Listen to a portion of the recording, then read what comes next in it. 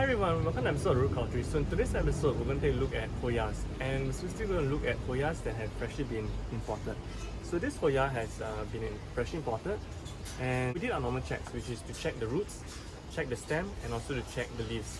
So you can tell that this plant is already at the stage where it's not going to make it because the leaves are limpy.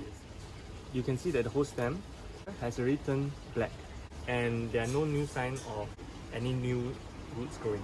Taking that into account, you may take cuttings when the plant first comes. So sometimes you have noticed that there are some parts that are broken.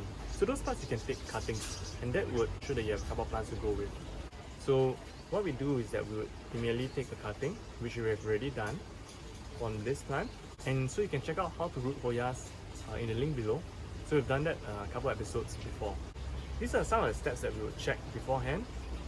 And then some methods that you can do to try to reduce the risk of it getting the shock would be the humidity bag, where you will bag the whole plant, and this try to increase the humidity, and so when the plant starts to root or sun starts to be more stable, you then open up the bag and release some of the moisture, and then you would slowly acclimatize it before bringing it outdoors.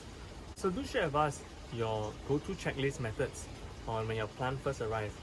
Do you check the roots immediately? Do you check the plants? Do you check the stems? Or do you even check the leaves? We'd love to hear about it.